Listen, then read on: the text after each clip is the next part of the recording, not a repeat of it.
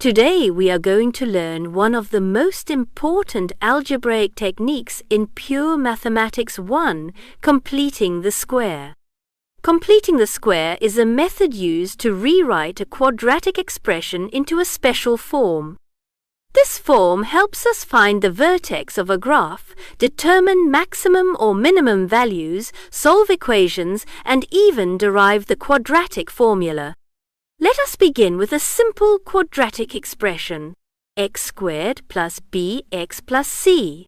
Our goal is to rewrite this expression as a perfect square plus or minus a constant. To understand how this works, we first recall an important identity.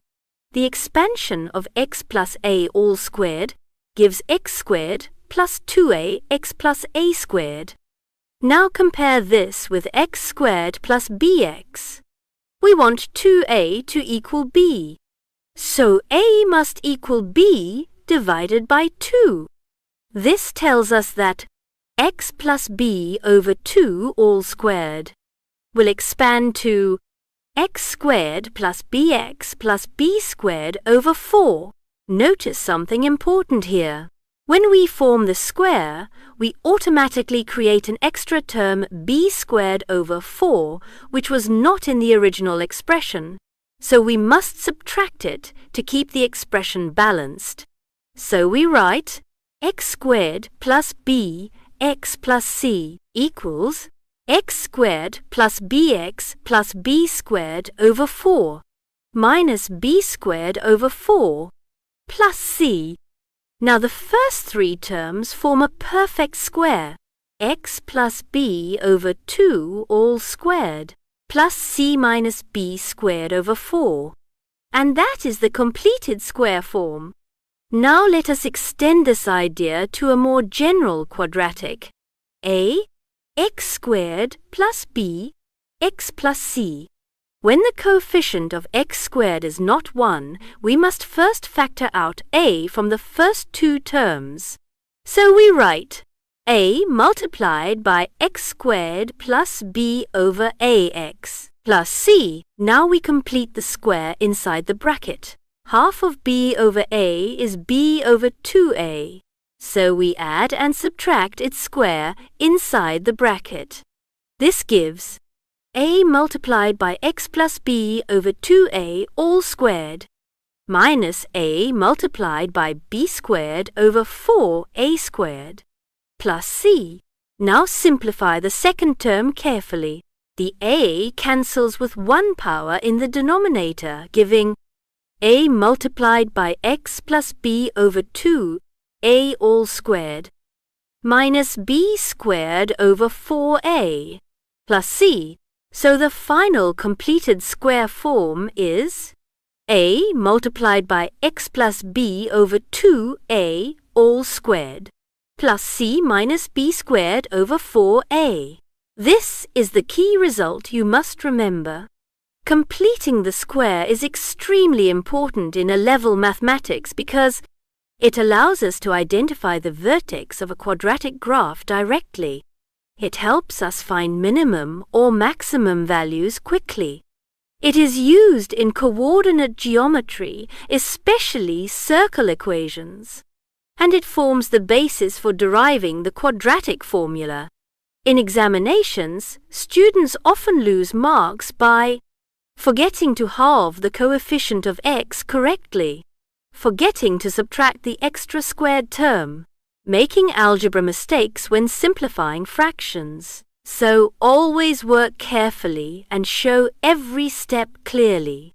Completing the square is not just a technique, it is a foundational algebra skill that supports many advanced topics throughout pure mathematics. Now let us get to some example like the following one. To express x squared minus 8 plus 11 in its squared form, we follow the rule of taking half of the middle coefficient, the middle term. Our middle term is negative 8. Half of negative 8 is negative 4. This value becomes the p in our bracket, giving us the quantity x minus 4 squared, the extra term. But remember, Expanding x minus 4 squared creates an extra positive 16 that wasn't in our original equation. To keep the expression balanced, we must subtract that 16 immediately. The final calculation. Now we bring back our original constant, positive 11. When we combine negative 16 and positive 11, we are left with negative 5. The conclusion. And there we have it. The final completed square form is the quantity x minus 4 squared minus 5. Now let us get to some more example like the following one. The initial step. To complete the square when we have a leading coefficient like 2, our first step is to factor that 2 out of the entire expression. Factoring the coefficient. Dividing each term by 2, we are left with 2 times the quantity x squared minus 4x plus 7. Working the middle term. Now, we focus on the quadratic inside those brackets. We take our middle term, negative 4, and divide it by 2. This gives us negative 2, which we place inside our squared bracket. The constant adjustment. Expanding x minus 2 squared creates an extra positive 4, so we must subtract that 4 immediately to keep things balanced. We then bring down our constant, positive 7. The final result, combining negative 4 and positive 7, gives us positive 3. Our final completed square form is 2 times the quantity x minus 2 squared plus 3.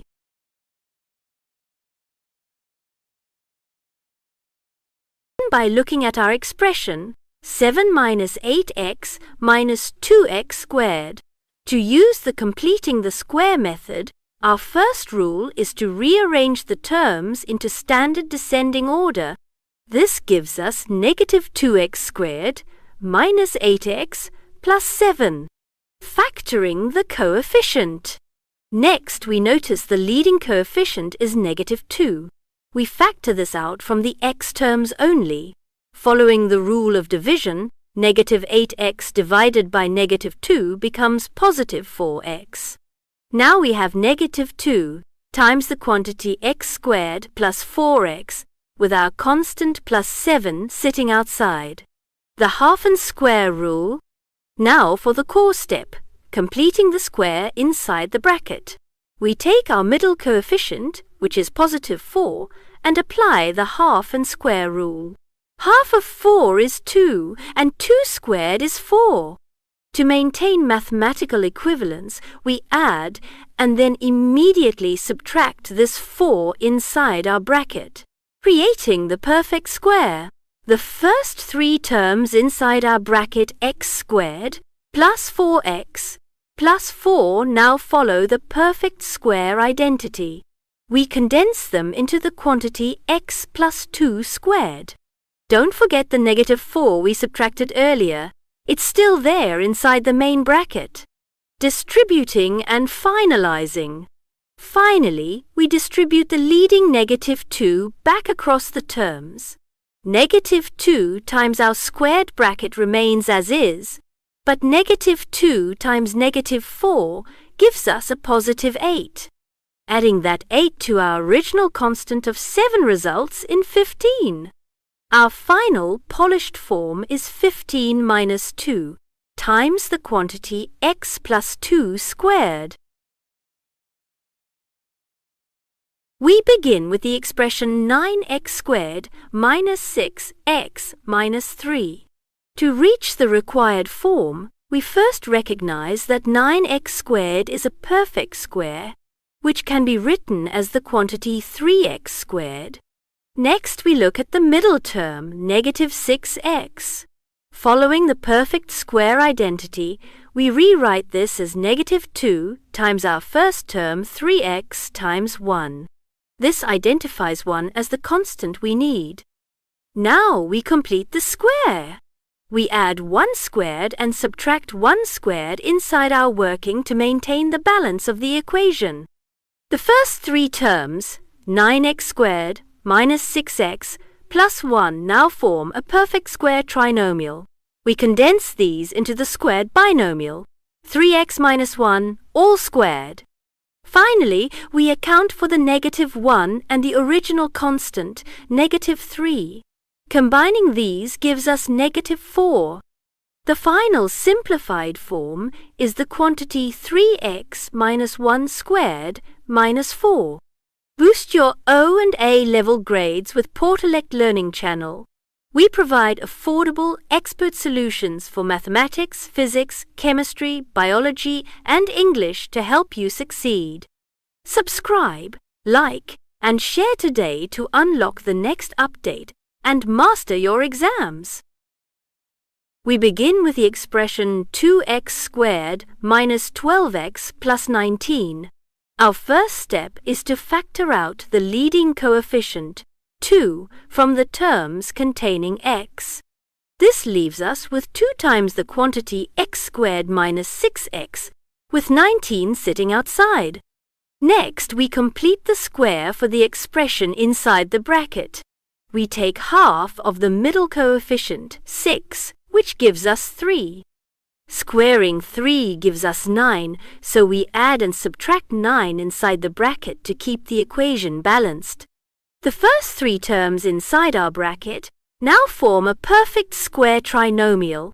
We condense x squared minus 6x plus 9 into the squared binomial, x minus 3 all squared. Now we must distribute the leading 2 back into the bracket.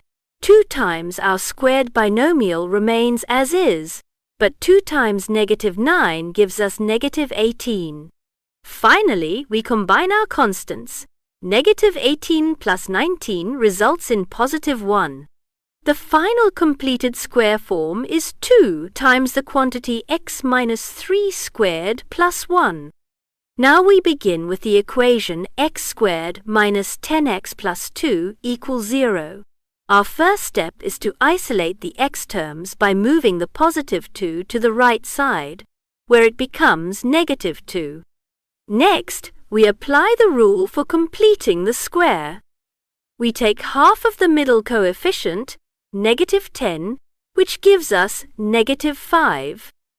Squaring negative 5 gives us 25, so we add 25 to both sides of the equation. The left side is now a perfect square trinomial. We condense x squared minus 10x plus 25 into the quantity x minus 5 all squared. On the right side, negative 2 plus 25 simplifies to 23. To solve for x, we take the square root of both sides. This gives us x minus 5 equals plus or minus the square root of 23. Finally, we isolate x by adding 5 to both sides. Following the instructions to leave the answer in surd form, our final solution is x equals 5 plus or minus the square root of 23. Please share your queries regarding mathematical problems in this chapter. If you have any, please let us know in the comment section so that we can clarify it in the subsequent videos. Till then, stay tuned. Please don't forget to like and subscribe our channel so that we can bring you more in the next class on solving through quadratic equations and linear and quadratic equations simultaneously. Now we begin with an algebraic fraction equation. To solve this, we first find a common denominator by multiplying the terms, which gives us 5 times the quantity x minus 4 plus 3 times the quantity x plus 2 all over the product of the denominators equals 2. Next, we multiply the entire equation by the denominator to clear the fractions.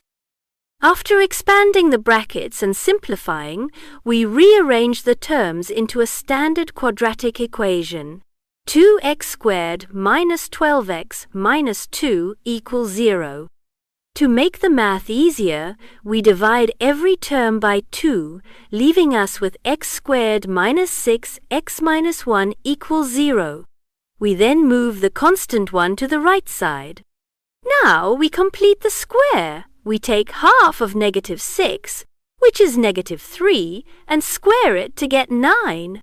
We add 9 to both the left and right sides of our equation. The left side is now the perfect square, x minus 3 all squared.